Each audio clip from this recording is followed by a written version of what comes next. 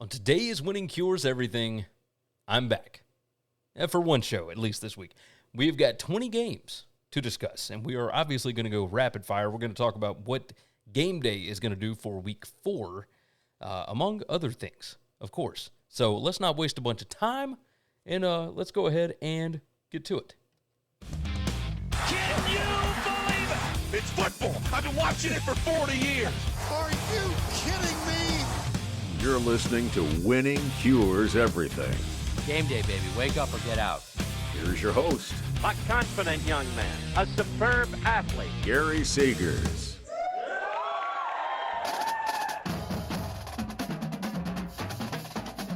Welcome in, Winning Cures Everything. It is the Friday, September 15th edition of the show. I'm your host, Gary Seegers. Of course, you can follow me on Instagram, on TikTok, on Telegram, a bunch of other places. Obviously not Twitter, at least until this thing gets resolved. But I have faith it will eventually. The powers that be in the Bay Area will heed my appeal, and we'll get this thing rolling very, very soon. I am a new father, again, for the third time. Why not? I'm sure you guys see my pups in the background here. They're having a good time, obviously. But the baby is doing his thing, or her thing, excuse me, and the mother is doing her thing, and the boy is asleep. And now it is time for me to dive into Week 3 numbers, which I haven't had a lot of time to look at this week. Last week went 12-4. The week before that went 9-11. So 21-15 overall on this. Not too shabby thus far for just taking 20 random games that, for the most part, were not discussed on BetUS and trying it out. We'll see what happens with it. So let's talk first. Oh, let me tell you this. buymeacoffee.com/winningcures, and of course Telegram t.me/GaryWCE. Go ahead and check both those things out. Do quite a bit on both. Obviously, I will be doing more next week on those as opposed to this week. So the baby was born, by the way. Murphy Jean was born on Sunday evening, late. I say late. It was 9:40, but that process started on Sunday morning. So it was a full day, and it's been a full week. I have enjoyed getting to stay at home, getting to be involved in this process. We'll see how it goes. I will be broadcasting from here for the duration, for basically through the entire regular season. So we'll see how things go there. But let's not waste a bunch of time. Let's look at the clock here, and let's talk about where is College Game Day going for week number 4. There are multiple options, right? Obviously, you've got Alabama, Ole Miss. They're not going back to Tuscaloosa, so that one's out. Toss it over here.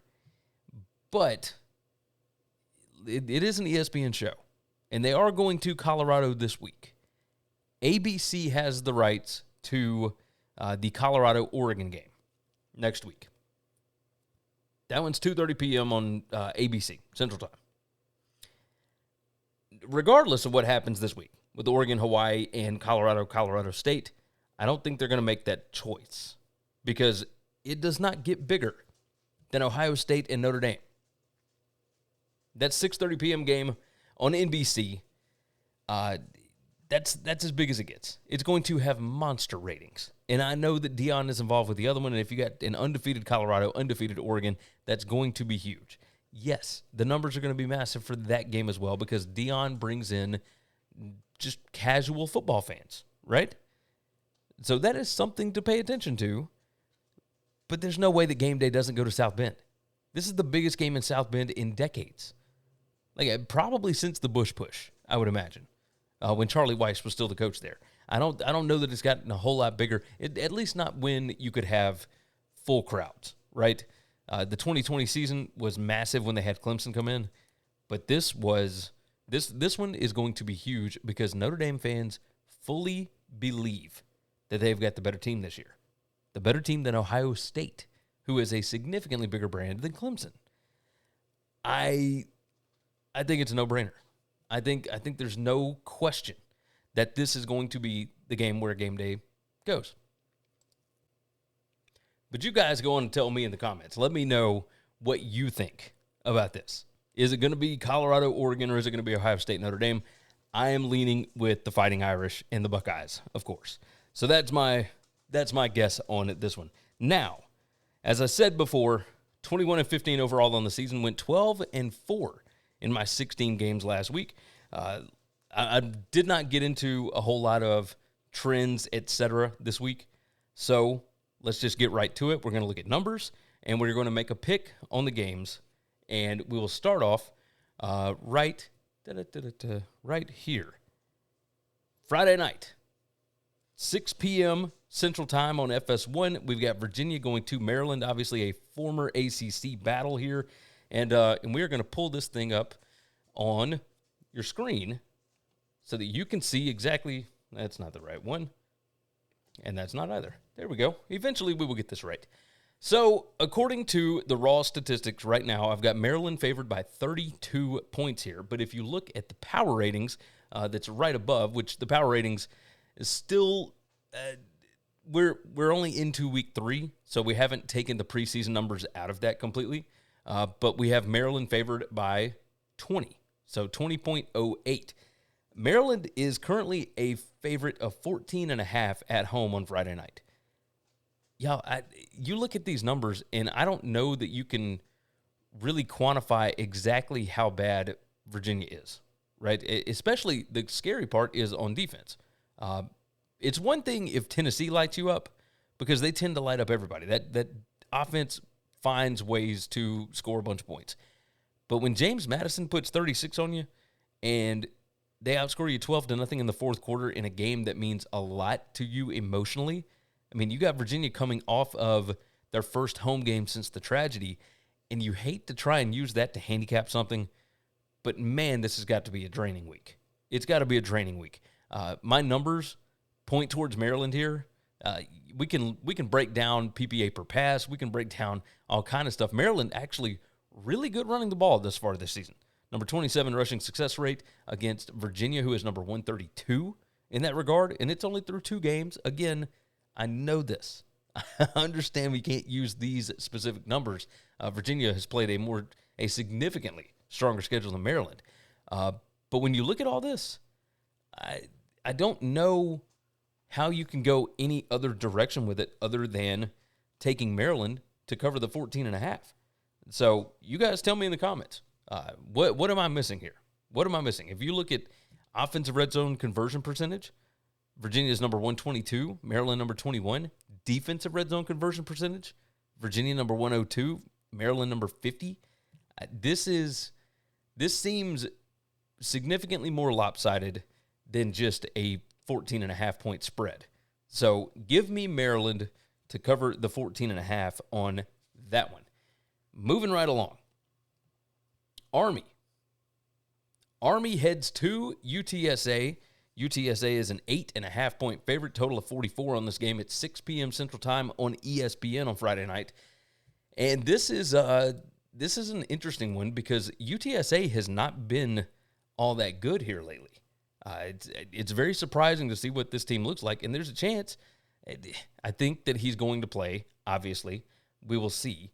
But Frank Harris may not play in this game, or at least that's what it sounded like from Jeff Traylor earlier in the week. Again, I just had a baby. I haven't kept up with all the news, but we're going to try and handicap this thing anyway. The offense for UTSA has been not good at all. Number 114 PPA per pass, number 68 PPA per rush. Army's defense pretty good against the pass thus far this year. So we'll take a look at this. Now, Army on offense, number 1 in PPA per pass. Granted, they only throw the ball 20% of the time, but regardless, UTSA, I mean, pretty good defense. Number 6 PPA per rush allowed. Army, number 109 PPA per rush. Like, this Army offense, they're trying to figure some things out. You look at things like turnover margin. You look at, penalties, stuff like that. This all leans Army's direction, and the new clock rules obviously make it difficult for any team to be able to run away from a service academy. So 8.5 seems like a lot of points here. You look at the overall Raw statistics, it would have UTSA favored by 3.79, but the power ratings have UTSA favored by 9.3657 up there, up at the very top. I think this is a rough spot. UTSA not quite into conference play yet. This was a tight game last year. Granted, it was played at Army, but this is a spot where I'm going to back the Black Knights. I'm going to take Army plus the 8.5. Doesn't seem very hard to, take a service academy as an underdog.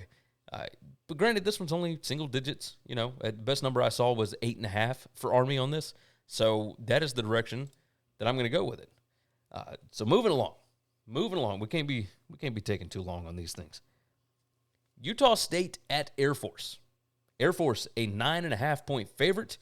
This one's Friday night at 7 p.m. Central Time on CBS Sports Network. Total sits at 46.5 on this thing. So let's go ahead and discuss. The power ratings would have Air Force by 7.5 points. The just raw statistical numbers would have Air Force favored by 6.85. The number is Air Force 9.5. This team in Utah State, for whatever reason, always gives Air Force trouble. I don't know what it is, but Blake Anderson has had success against the Falcons. And you look at PPA margin, Air Force number 12, Utah State number 26 so far. Utah State put up 78. It was on Idaho State, but Idaho State is a team that hung in with San Diego State. I think that says more about the Aztecs than it does Idaho State. But regardless, Utah State, their numbers pretty good on defense. Number 22 PPA per drive on defense. Number 21 PPA per play on defense. That's a little shocking. The biggest thing to me is the fact that they're number 3 in PPA per rush. I had zero expectations for this team coming into the season, but thus far, through 2 weeks, the numbers look pretty good.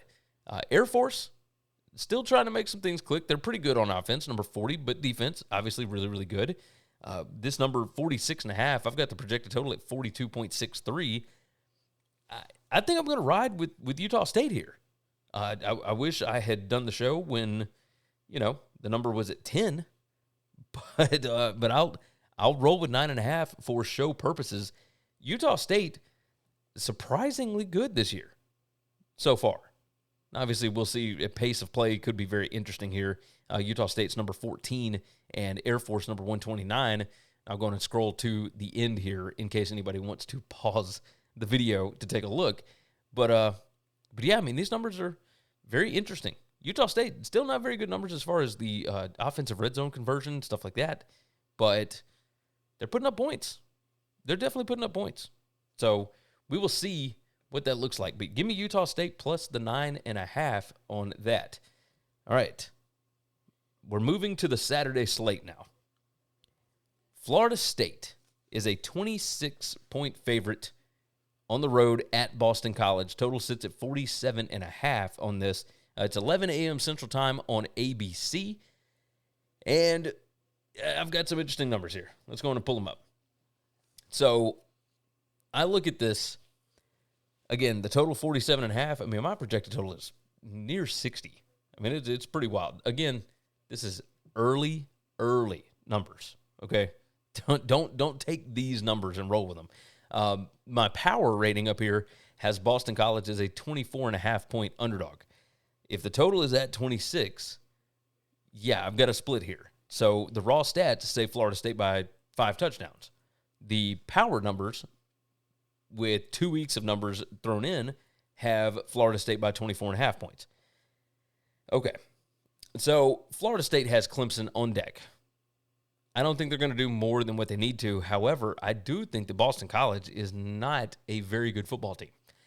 That's going to be a pretty big deal. I think that my number on this, as far as the raw stats is concerned, you look at this, and Florida State, their defense, surprisingly good. Number 53 in defense per drive. Obviously, LSU had some success on them in that first half, but they smoked out Southern Miss last week. You look at, the offensive numbers compared to the defensive numbers for Boston College. Houston, we got a problem, right? I mean, that's the biggest thing here. I look at this. I think I'm going to have to ride Florida State.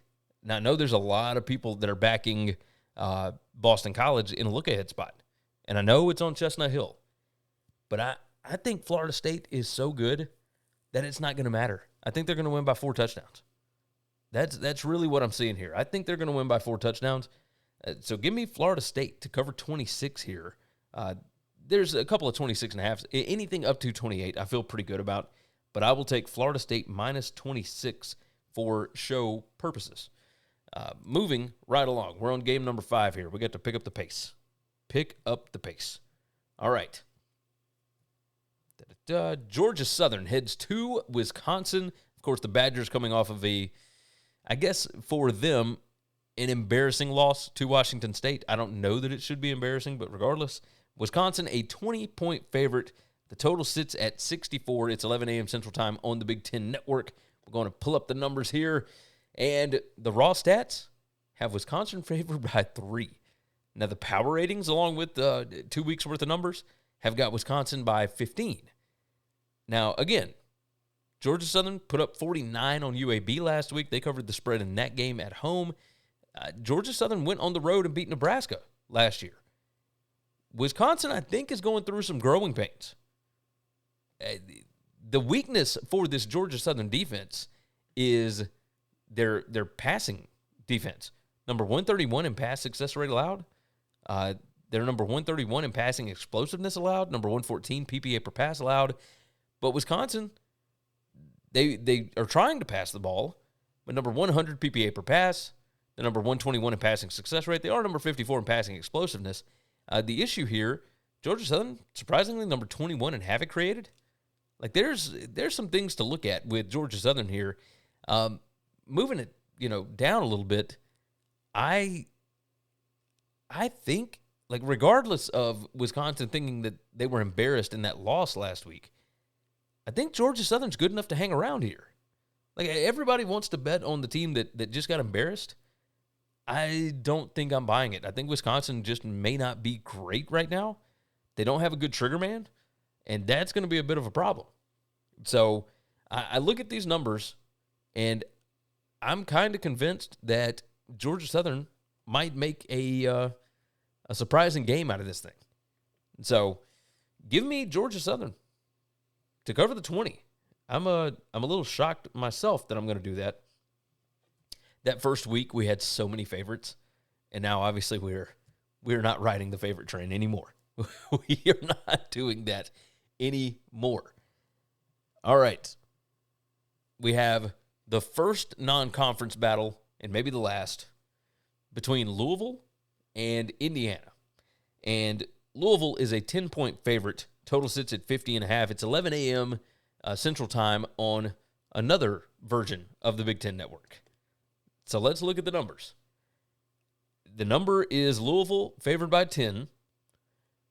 The current raw stats would have Louisville favored by 30.19. And the power numbers would have Louisville favored by 14.95. So basically 15 points.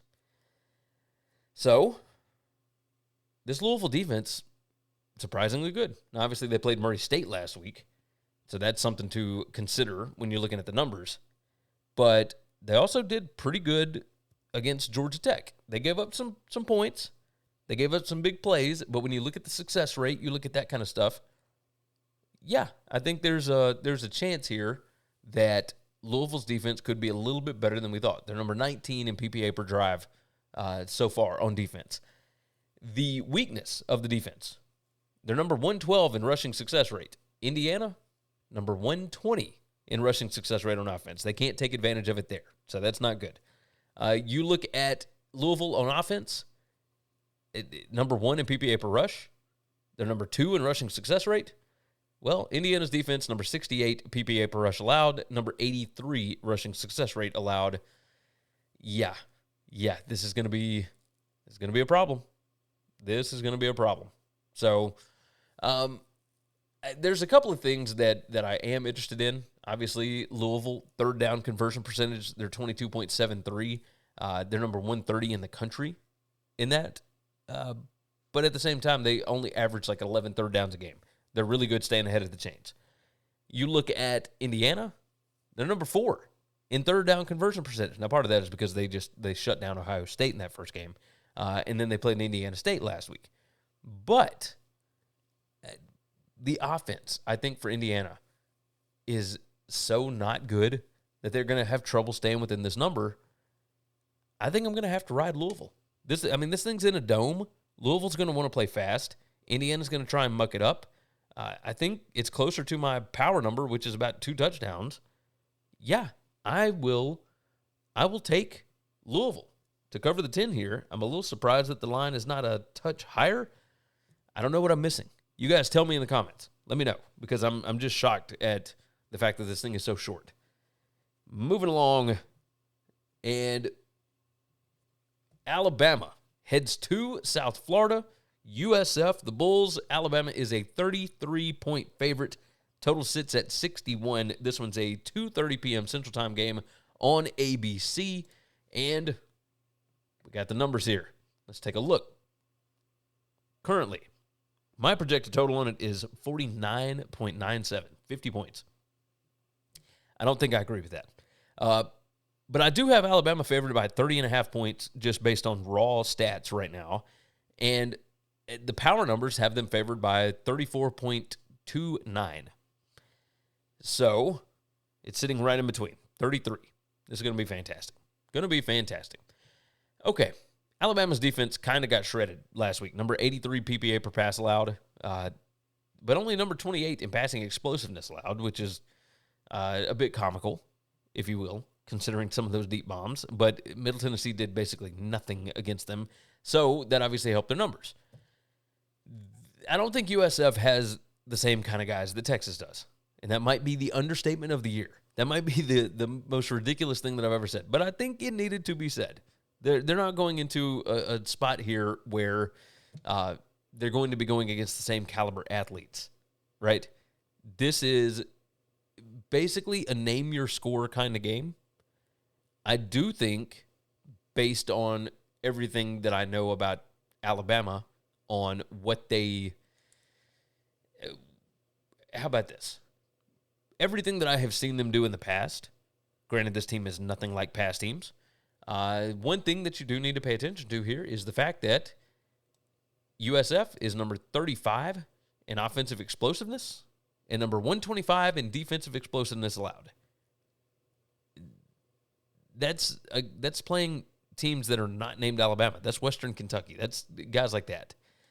So, Alabama, they're number 42 on offensive explosiveness, number 90 in defensive allowed. So, number 62 in net explosiveness, number 110 for USF. Look, this is a spot that screams Alabama being able to kind of do what they want to, come out and instill their will a little bit. Now, I know that it is a bit of a look-ahead spot for Alabama. They do have Ole Miss on deck. This is a massive game for USF, but this is kind of a bye game for USF. Big recruiting tool for Alabama, big recruiting tool for USF as well.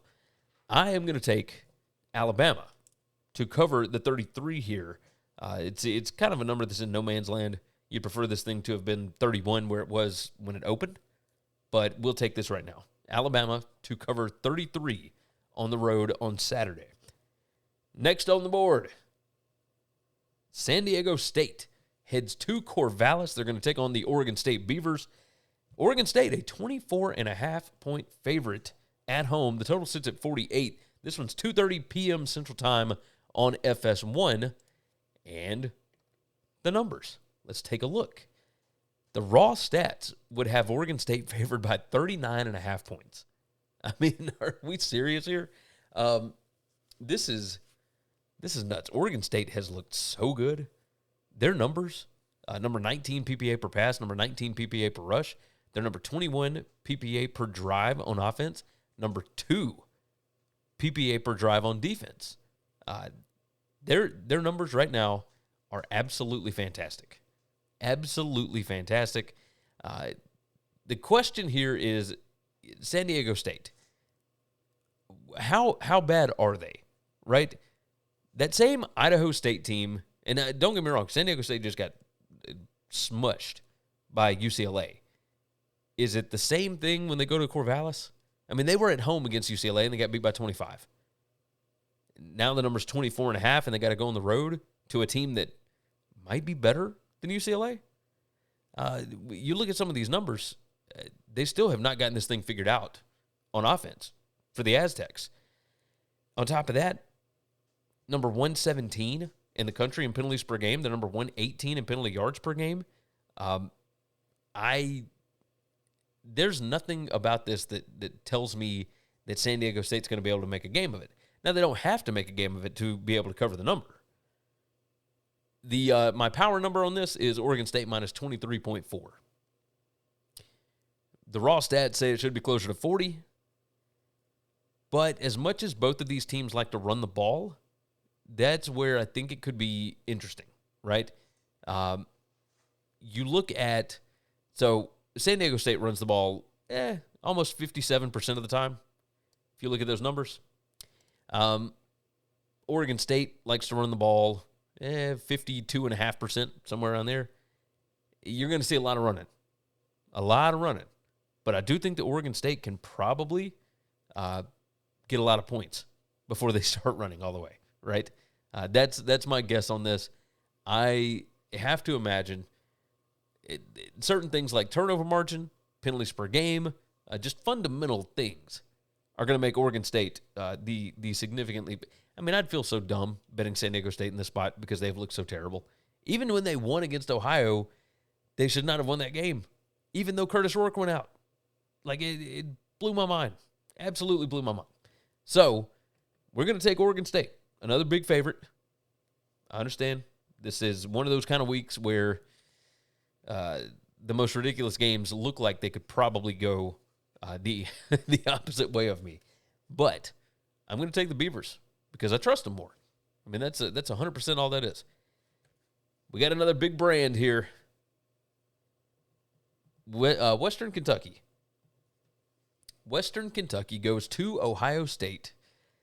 And the Buckeyes, who could only put up 35 points on Youngstown State. They are favored by 30.5 with a total of 65.5. This one's 3 p.m. Central Time on Fox. Let's look at the numbers. The numbers have got Ohio State by 17.7 here.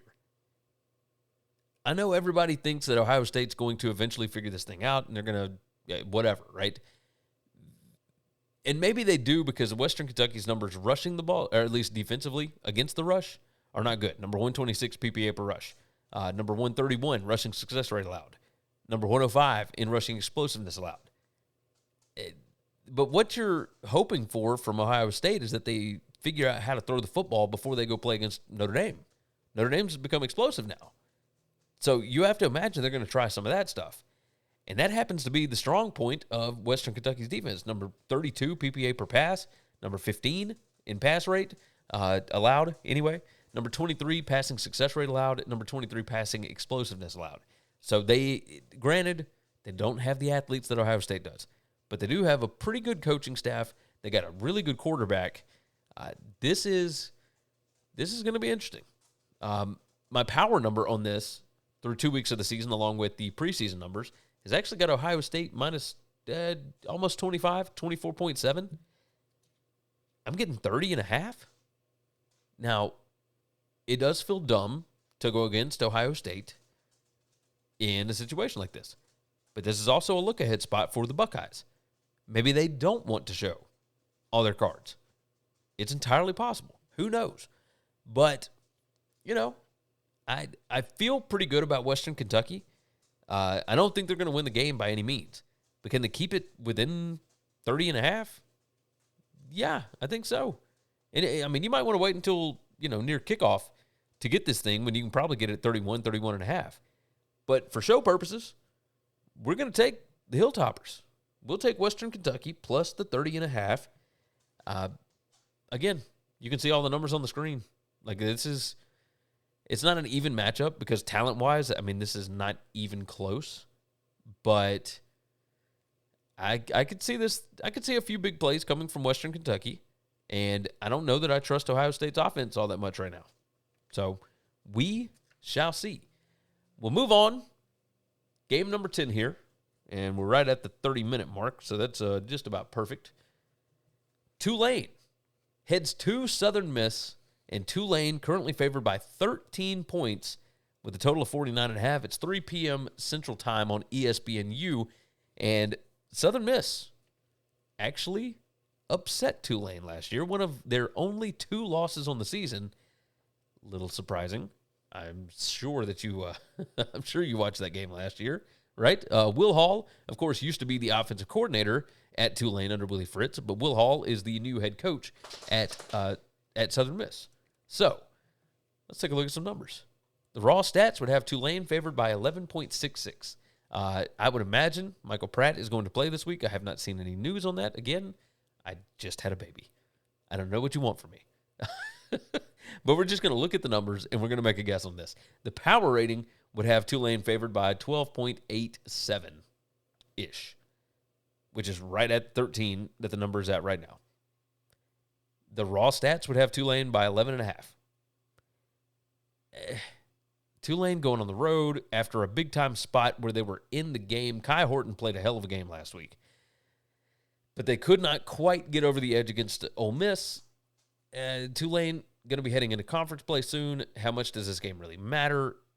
Will Hall super familiar with this Tulane program.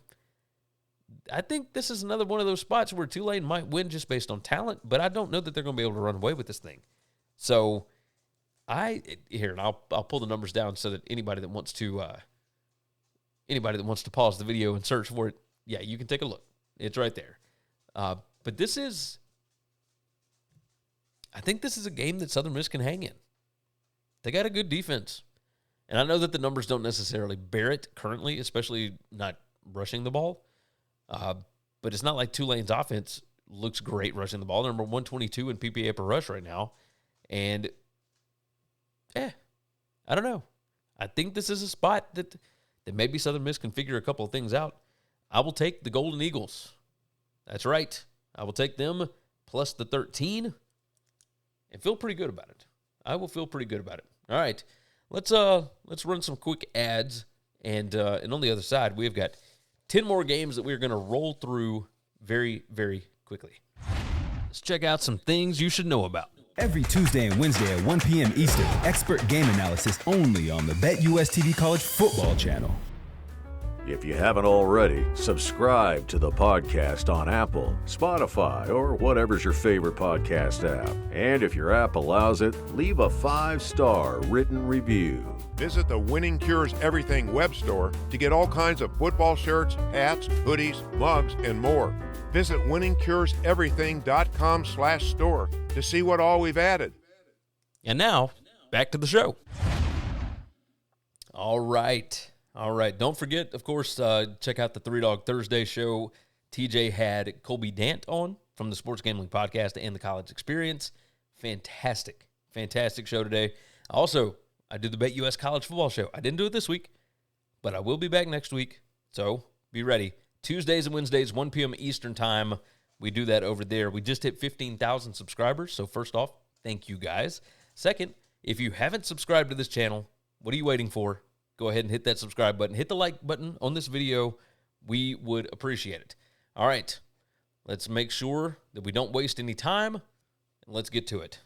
Northern Illinois heads to Nebraska. And, Nebraska, an 11-point favorite, just got completely outmatched at Colorado last week. But an 11-point favorite here, total of 42. 6 p.m. game, Central Time on FS1. Northern Illinois, what was that against it? And don't get me wrong, Southern Illinois is a good FCS team, but that's the issue. They are an FCS team. After you go up to Boston College and beat a Power 5 program, you come back home and lay an egg? That's not good, Thomas Hammock. You know this. What are you trying to prove here? Regardless, we'll look at the numbers. The power numbers on this have Nebraska favored by 11. Surprising how that works sometimes, right? Nebraska, at least raw statistics-wise, would be about a 2.7-point favorite at home on this. So let's just put the whole sheet up here. Let you see what we're looking at. Northern Illinois' defense is actually really good against the pass and kind of terrible against the rush. Definitely not good. So number 120 PPA per rush allowed, number 8 PPA per pass allowed. PPA margin, they're number 112 on offense, number 31 on defense. Nebraska, on the other side, number 108 PPA per drive on offense, number 74 PPA per drive on defense. Success rate, I mean, neither offense is very good. Both defenses kind of terrible. The fact that this total is 42 is kind of surprising. I've got a projected total of like 29 here. I mean, it's just, I've got a 16-13 kind of game going on, at least based on raw stats, right? So just ridiculous. So we'll go on and scoot down a little bit. We'll take a look when Nebraska is on defense. They're really good against the rush. Northern Illinois is not good against the rush. That's kind of an issue. But the fact that this thing is out to double digits, I know Nebraska has been embarrassed. Like, they got embarrassed last week. I don't think Northern Illinois is as bad as they were last week. These are two awful teams as far as turnover margin is concerned. Number 133 for Nebraska, number 116 for Northern Illinois. Penalties per game, Northern Illinois is really good. They draw a lot of penalties from their opponents. They're number 13 in that regard. This is a spot where I don't think it's a get-right game for Nebraska. I think Northern Illinois can find a way to kind of hang around in this thing. So I'm going to ride with the Huskies here, plus the 11. I still expect Nebraska to win the game. But you don't just flip a switch like that and everything go dramatically better immediately, right? Like, I think Jeff Sims has some issues. Even if they go to another quarterback, which in Sims, I believe, had an ankle injury, so who knows? But I just don't think it's going to be, one swap and we're good. So give me Northern Illinois, plus the 11 on that one. Vanderbilt. Vanderbilt heads to Las Vegas. UNLV is going to host them. And Vandy, a 4.5-point favorite. Total sits at 59 on this one. It's a 6 p.m. Central Time game on CBS Sports Network. And Vandy kind of hung in there a little bit against Wake Forest, but eventually, like we thought would happen here on the show, Wake Forest did pull away a little bit, and they did cover the number. But Vandy did nothing to make themselves look bad here at all.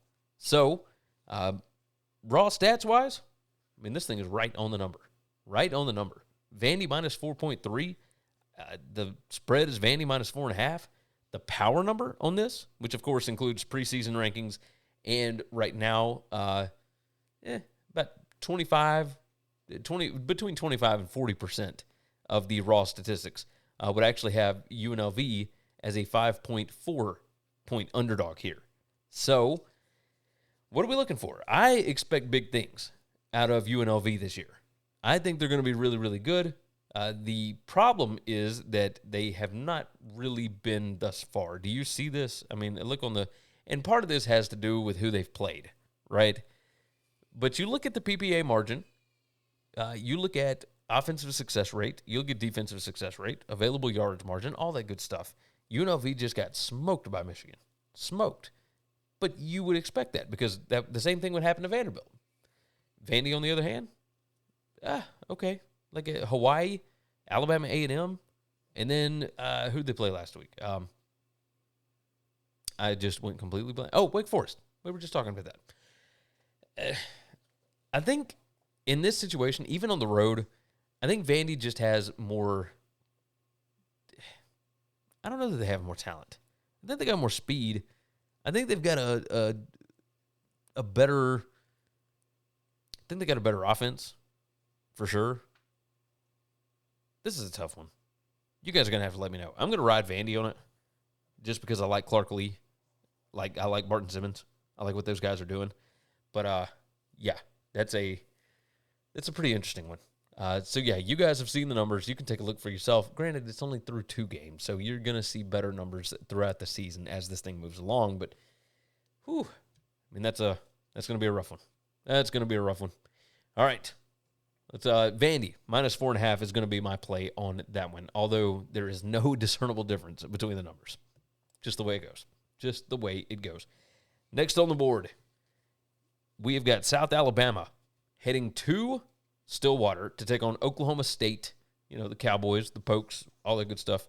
Oklahoma State, a 7.5-point favorite. Total sits at 48.5. It's a 6 p.m. Central game on ESPN+. Yep, you're going to need your streamers on this. Get that broadband rolling. Make sure you got all your stuff that you need, all your special remotes, all that good stuff. Looking at the numbers, of course, the total of 48.5. I have a total of 42. Again, don't trust this. This is only raw stats from the first 2 weeks of the season. All right? So everybody calm it down. So in this spot, the raw numbers have Oklahoma State favored by 0.64 points, so about half a point. But if you look at the power ratings, Oklahoma State is favored by 8.146, blah, blah, blah, blah, blah. We'll just say 8.1 just to be nice. Whatever. 8 points. Favored by power ratings.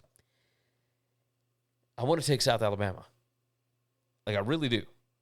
Because I don't trust Oklahoma State's offense. However, I think they figured something out last week in that second half against Arizona State. Granted, it took some really bad play calls by Arizona State.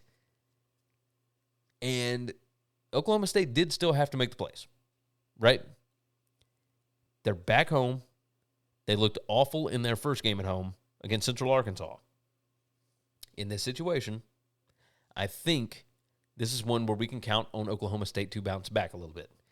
I still think that South Alabama is going to be able to eventually win the Sun Belt. However, things have not gone well with a tough opening schedule.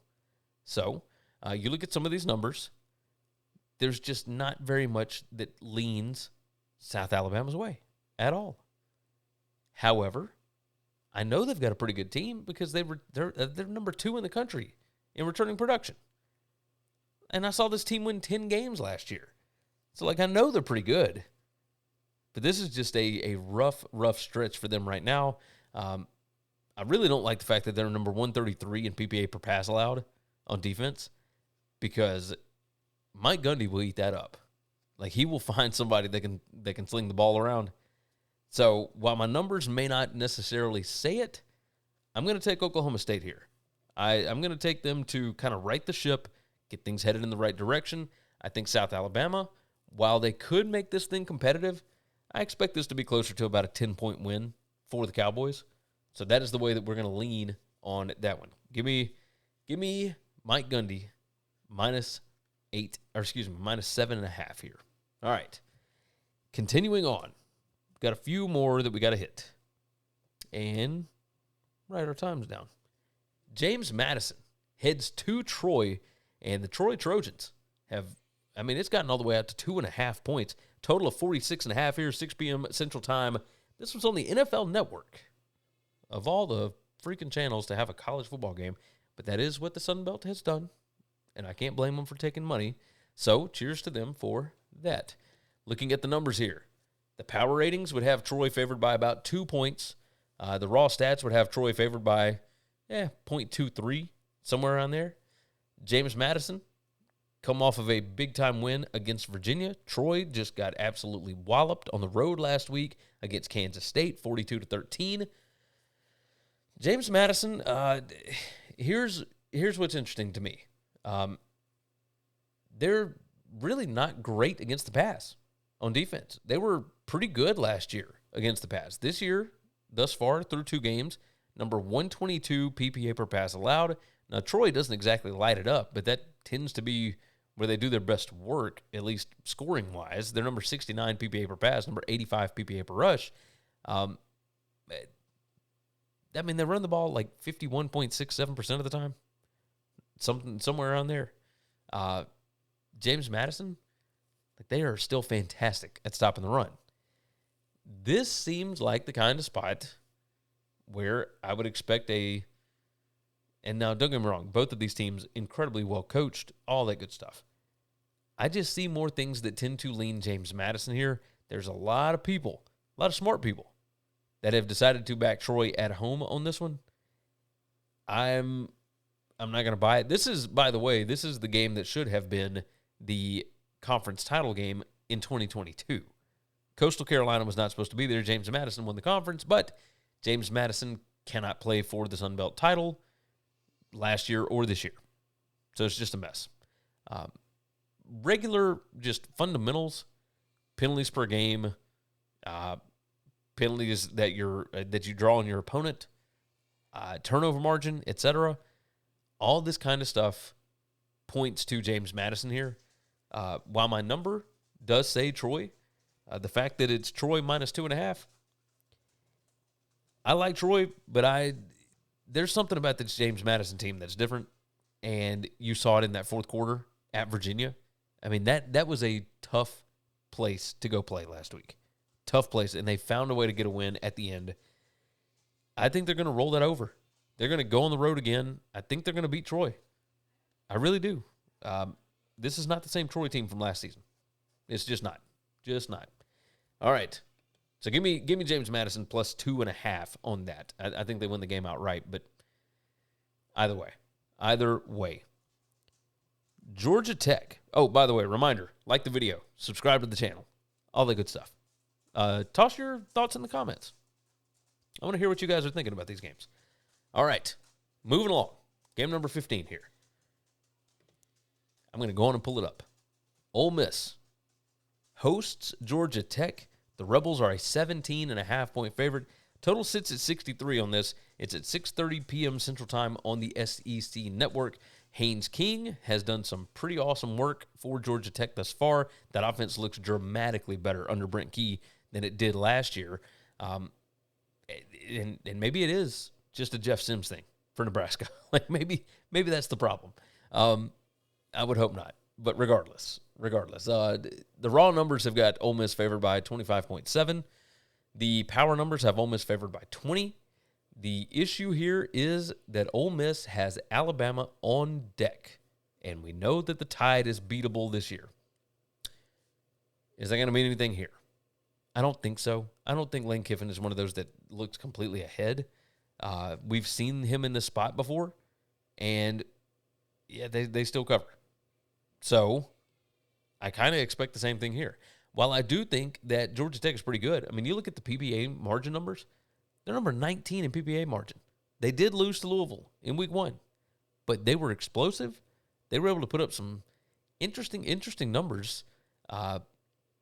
Let's look at net explosiveness. Georgia Tech, number 28. Now, they're giving up some big plays, but they're number 16 in offensive explosiveness. Ole Miss, number 46 in that regard. They kind of got shut down by Tulane. I mean, the final score of that game was not indicative of how tight the margins were there. So, points per play, that kind of leans Ole Miss. However, Ole Miss's defense, not great as far as that is concerned. This is going to be a tricky game for Ole Miss for sure. But, man, I look at some of these advantages. Ole Miss on offense, number 16 PPA per pass. On defense, Georgia Tech, number 127. I mean, this is not good.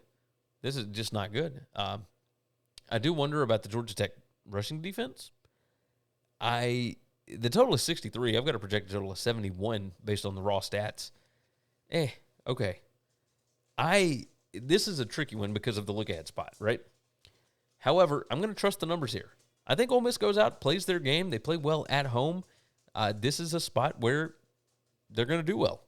They've got significantly more talent than Georgia Tech does. I will take the Rebels. Ole Miss. And you might be able to get them at 17 as well. But for the show, we'll do 17.5. Going to be interesting. Going to be interesting to see. So I'll take Lane Kiffin laying 17.5 on that. All right, moving right along. BYU heads to the Arkansas Razorbacks. Coach Sam Pittman and company, they are 7.5-point favorites. Total sits at 47.5. It's a 6:30 p.m. Central Time game on ESPN2. And let's take a look at the numbers, of course. Now, there's a lot of people that have been backing Arkansas this week. And I don't know that anybody can really explain to me why. Arkansas smoked these guys last year. Like, do we think that BYU is significantly better? Because I know that Arkansas did not look great against Kent State last week, but they still got KJ Jefferson. I think Rocket Sanders is going to be back this week. BYU's offense has not been good so far. So you're looking at the BYU defensive numbers, which look okay. But you start looking at the BYU offense, they can't run the ball. They're number 80 in PPA per pass, number 125 in passing success rate. How are they going to score? Like I'm not totally certain what we're gonna see here, right? That this is not great. So I'm on the complete opposite side here. Points per play margin favors Arkansas. Turnover margin favors Arkansas, even though both teams are really, really good at not giving the ball away. This Arkansas team, I think, is going to be really, really good here. Like, this is a team that, on offense, one of the biggest things that is that Sam Pittman's going to have a good offensive line, right? I think that's the biggest thing. They are number 14 in offensive line yards, and BYU is number 56. You look at stuff rate, Arkansas is number 4 in stuff rate allowed. BYU is number 98 in stuff rate. I mean, you look at havoc, Arkansas number 17 in havoc allowed. BYU on defense number 44 in havoc created. That's pretty good. They'll be able to create some havoc, but I don't think it's going to be great. So I look at this, again, the numbers here, just the raw stats have got Arkansas by 19.5, basically. The power numbers have Arkansas by 12.5. Arkansas is at home. Yeah, I think this is a spot where they kind of lay the wood a little bit. I would expect about a 2-touchdown win for the Razorbacks. I know it could be a look-ahead spot. Again, right? Arkansas getting ready to go into conference play. I don't think it matters. I think power rating, team talent, all that good stuff, games at home, yeah, give me the Hogs. I will take Sam Pittman and company to cover 7.5. That number is disrespectful. Maybe not. Like the video, subscribe to the channel. You guys know the bill. You guys know what to do. All right, we got a few more. Hawaii at Oregon. I got to write the time down. We're not going to make it under an hour. Because of course not. Hawaii heads to Eugene. They're going to take on the Oregon Ducks. And Oregon, a 38.5 point favorite here. 68.5 is the total. 7 p.m. Central Time. It's on the Pac-12 network. So, one out of every, 85 people in this country will get to see it, or somewhere around there. Maybe less than that. It's only 15 million people that got the Pac-12 network. All right, pull up the numbers. Quit lollygagging, Gary. Let's go. All right. Hawaii's not been great, obviously. However, defense is okay. Number 32 PPA per rush allowed, number 60 PPA per pass allowed. They're number 55 PPA per drive on defense.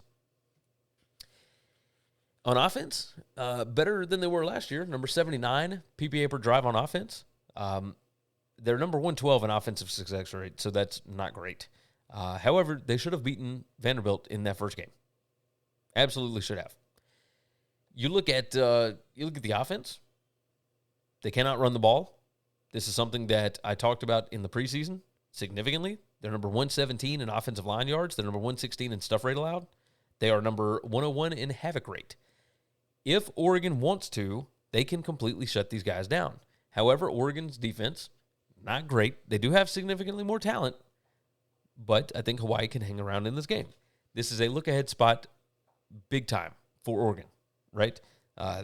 Oregon favored by 38.5. The numbers on this would show, and here, we'll go on and pull it down. That way, if anybody wants to pause the video, you can do so. The power numbers have Oregon by 34. The raw stats have Oregon by almost 41. I'm going to trust the power numbers. I'm going to think that Oregon doesn't bother with running this thing up because they do have Colorado coming in next week. And you want to talk about eyeballs on a team? Deion Sanders going to Eugene is going to be absolutely insane. Absolutely insane. There's going to be a lot of people there.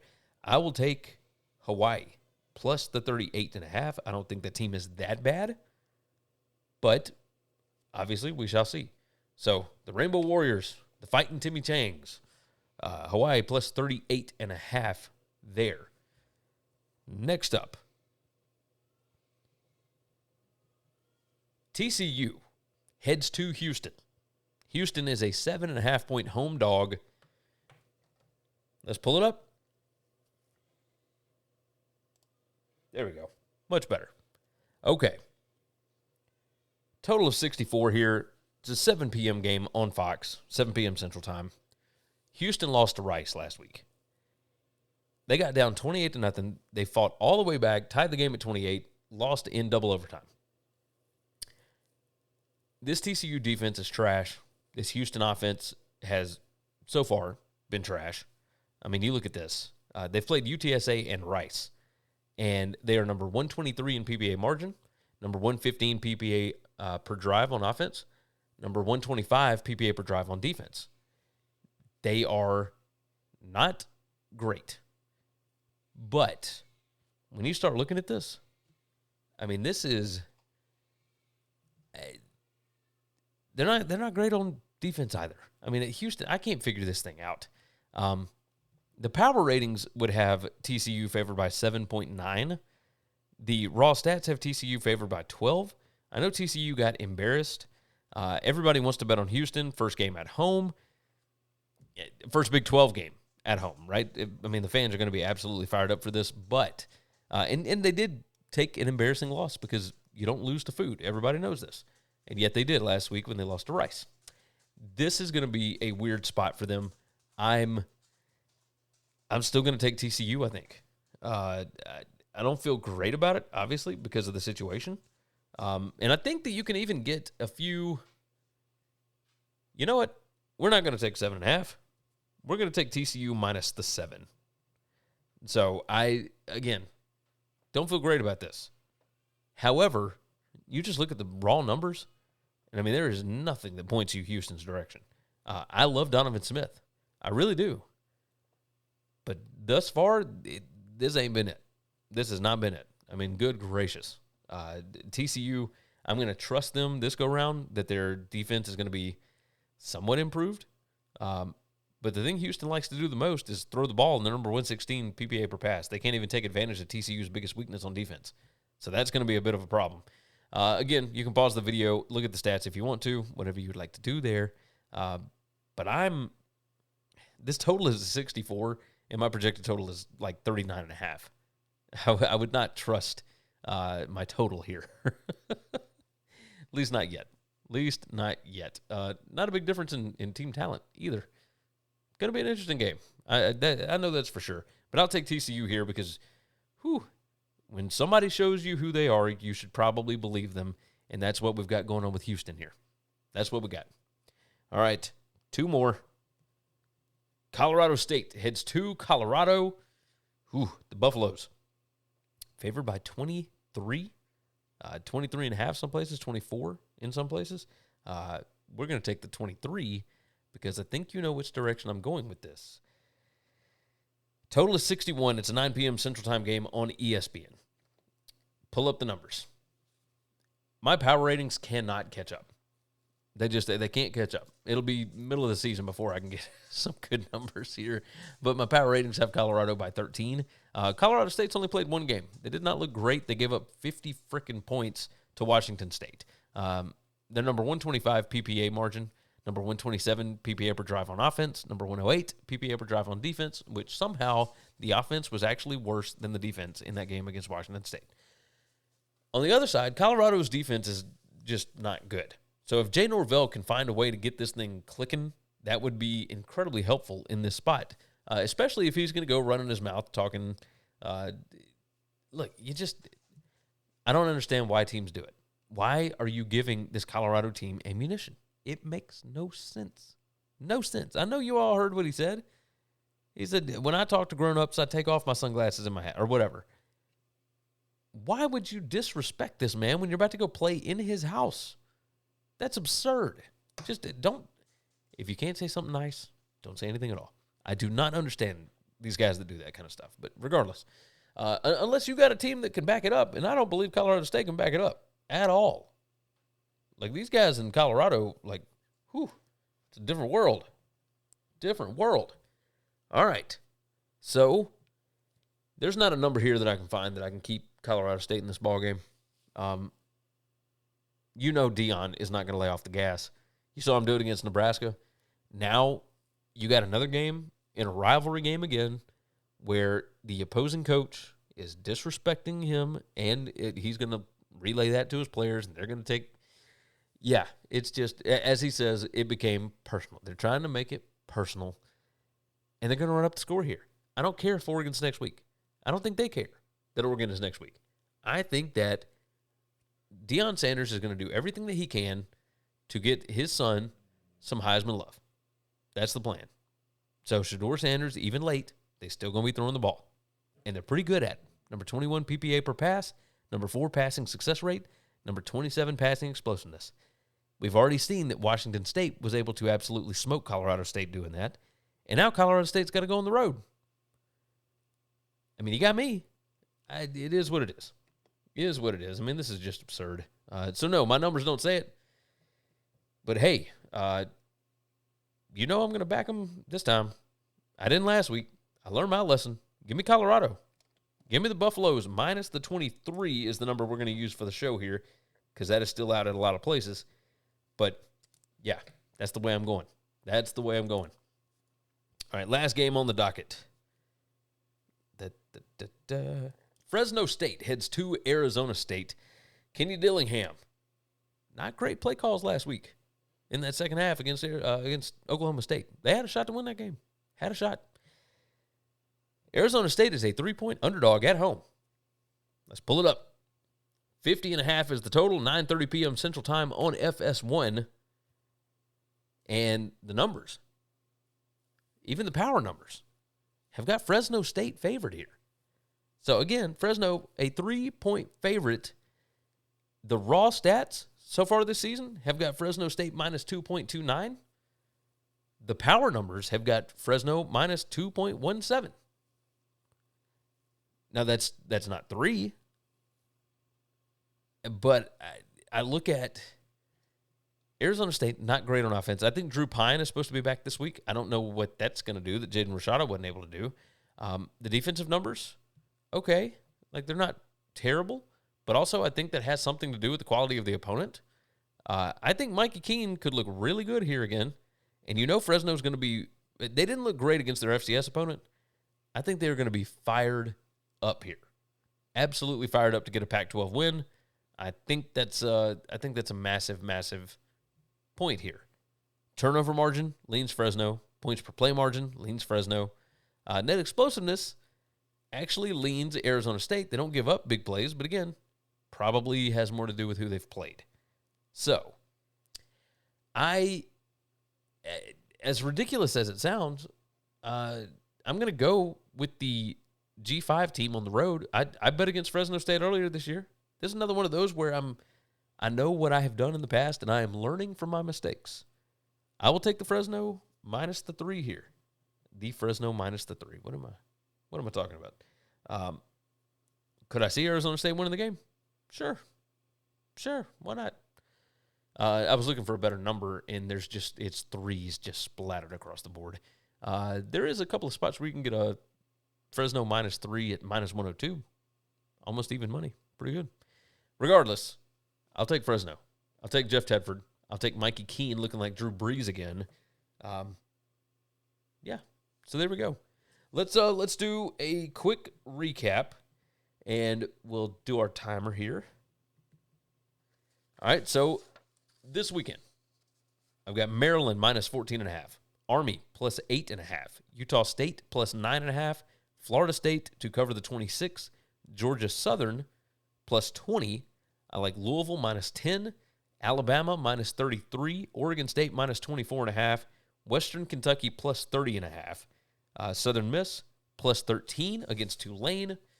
I like Northern Illinois plus 11, Vandy minus 4.5, Oklahoma State minus 7.5, James Madison plus 2.5, Ole Miss minus 17.5, Arkansas minus 7.5 against BYU, Hawaii plus 38.5, TCU by 7 at Houston, Colorado minus 23, and I do like Fresno as a road favorite, Fresno minus 3 at Arizona State.